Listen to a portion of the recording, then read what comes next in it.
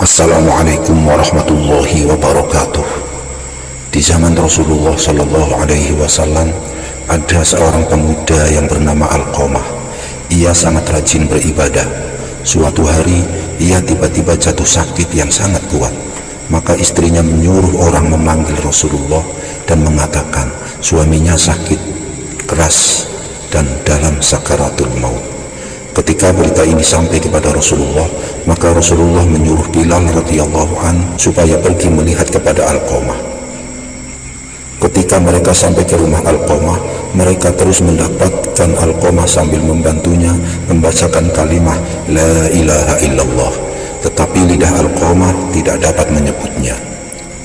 Ketika para sahabat mendapati bahwa Alqamah pasti akan mati, maka mereka menyuruh Bilal supaya memberitahu Rasulullah tentang keadaan Alqamah.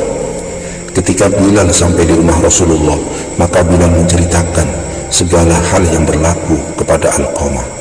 Lalu Rasulullah Shallallahu Alaihi Wasallam bertanya kepada Bilal, "Wahai Bilal, apakah ayah Alqamah masih hidup?" Jawab Bilal radhiyallahu an, "Tidak, ayahnya sudah meninggal, tetapi ibunya masih hidup dan sangat tua usianya." Kemudian Rasulullah Shallallahu Alaihi Wasallam berkata kepada Bilal, "Pergilah kamu kepada ibunya dan sampaikan salamku, dan katakan kepadanya kalau dia dapat berjalan, suruh dia datang berjumpa denganku. Kalau dia tidak dapat berjalan, katakan aku akan ke rumahnya." Maka Bilal sampai ke rumah ibu Alqamah. Lalu ia berkata seperti yang Rasulullah pesankan kepadanya. Maka berkata ibu Alqamah, "Aku lebih patut pergi berjumpa Rasulullah." Lalu ibu Alqamah mengangkat tongkat dan terus berjalan menuju ke rumah Rasulullah Sallallahu Alaihi Wasallam. Maka bertanya Nabi Sallallahu Alaihi Wasallam kepada ibu Alqamah, "Terangkan kepadaku perkara yang sebenarnya tentang Alqamah. Jika kamu berdusta, niscaya akan turun wahyu kepadaku." Berkata Nabi lagi, "Bagaimana keadaan Alqamah?" Jawab ibunya, "Ia sangat rajin beribadah. Ia sholat, berpuasa, dan sangat suka bersedekah, sehingga tidak diketahui berapa banyak sedekahnya." Bertanya Rasulullah Shallallahu Alaihi Wasallam, "Bagaimana hubungan engkau dengan dia?" Jawab ibunya, "Aku murka kepadanya." Lalu Rasulullah bertanya, "Mengapa?" Jawab ibunya, "Karena ia mengutamakan istrinya daripada aku, dan menuruti kata-kata istrinya sehingga ia menentangku."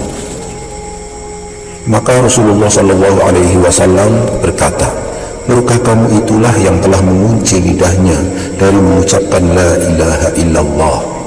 Kemudian Nabi Shallallahu Alaihi Wasallam menyuruh Bilal mencari kayu api untuk membakar Alqamah.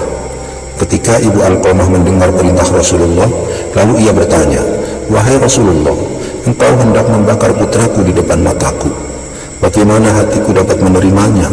Kemudian berkata Nabi Shallallahu Alaihi Wasallam, "Wahai ibu Alqamah, siksa Allah itu lebih berat dan kekal. Oleh karena itu, jika engkau mau Allah mengampunkan dosa anakmu itu, maka hendaklah kamu mengampuninya.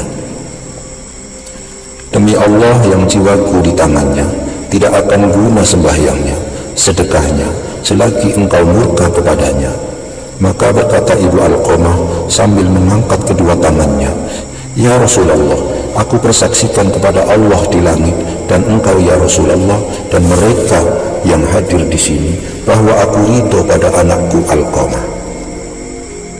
Maka Rasulullah Shallallahu Alaihi Wasallam mengarahkan Bilal pergi melihat Alqamah sambil berkata, "Pergilah kamu wahai Bilal, lihat apakah Alqamah dapat mengucapkan kalimat La ilaha illallah atau tidak."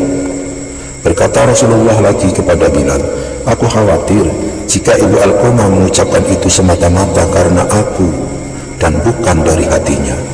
Maka ketika Bilal sampai di rumah Alqamah, tiba-tiba terdengar suara Alqamah menyebut La ilaha illallah.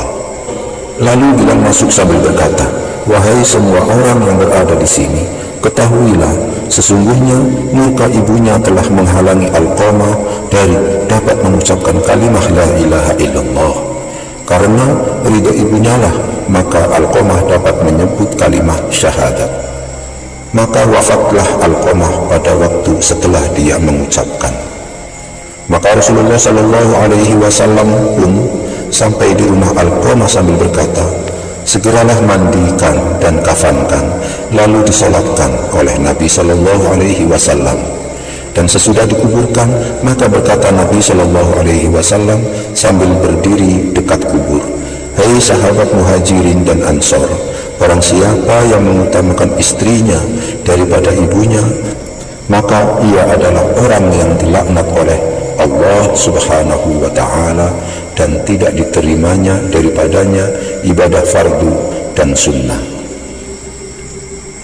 Wallahu a'lam bishawab. Wassalamualaikum warahmatullahi wabarakatuh.